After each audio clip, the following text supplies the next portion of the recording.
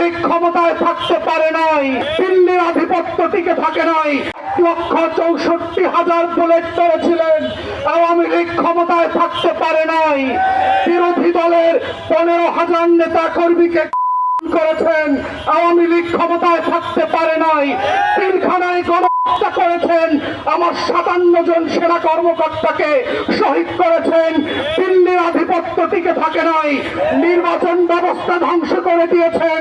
16 বছর ধরে কোরআন গণমাধ্যম দিয়ে বাংলাদেশের আজাদির বিপক্ষে প্রত্যেক দিন তথ্য সন্ত্রাস করেছেন, আওয়ামী লীগ ক্ষমতায় থাকতে পারে নাই।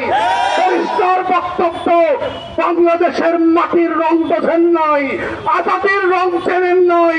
ওটা আওয়ামী লীগের পতাকার রং না, ওটা লাল সবুজের রং। ওটার জন্য লক্ষ লক্ষ মানুষ জীবন দেওয়ার জন্য যেমন প্রস্তুত আছে, আগামী দিনেও থাকবে। অর্থাৎ শত্রুরা সাবধান, লক্ষ্য বলে প্রস্তুত রাখতে পারেন। আমরাও লাল সবুজের পতাকা বুকে পেঁচিয়ে দিয়ে বাংলার আনাচে কানাচে আমার স্বাধীনতা আজাদির লড়াই চালিয়ে যাব।